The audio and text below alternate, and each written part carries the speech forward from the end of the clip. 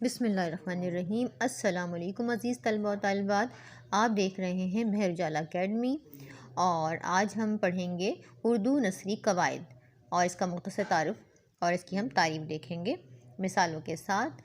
लेकिन इससे पहले आप चैनल को जल्दी से जाकर सब्सक्राइब कर लें, महर उजाला अकेडमी को सब्सक्राइब कर लें और साथ में लगे हुए बेल के आइकन को ज़रूर प्रेस कर लीजिएगा ताकि आपको इस तरह की नई नई वीडियोज़ का नोटिफिकेशन वक्तन फ़वक्तन मिलता रहे और आप इससे फ़ायदा उठा सकें और अपने दोस्तों के साथ भी शेयर करें ताकि वो भी इससे फ़ायदा उठाएं।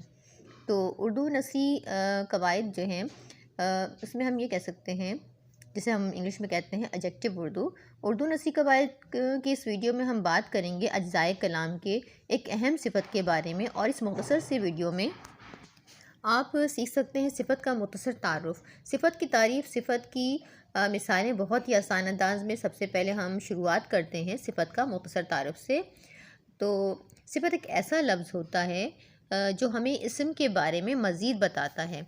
जैसे कि ये गरीब मज़दूर बहुत मेहनत करता है, तो इस जुमले में लफ्ज़ मज़दूर इसम है और इस जुमले में हमें मज़दूर के बारे में पता चलता है कि वो गरीब है, यानी लफ्ज़ गरीब इसम को बयान कर रहा है, इसलिए इस जुमले में लफ्ज़ गरीब सिफ़त है। सिफ़त को इंग्लिश में एडजेक्टिव कहते हैं। सिफ़त हमेशा इसम की हालत को महदूद कर देता है, मसलन कच्चे फल, अच्छे बच्चे, काली टोपी, मीठा अनार वगैरह। सिफ़त की तारीफ़, इसम की खसूसियात बताने वाले लफ्ज़ को सिफ़त कहते हैं। मिसालें हैं इसकी कि अनार मीठा है। इस जुमले में लफ्ज़ मीठा जो है वो सिफ़त है और अनार को हम इसम कहेंगे। फिर है, हम मिसालों के ज़रिए समझने की कोशिश करते हैं सिफ़त को।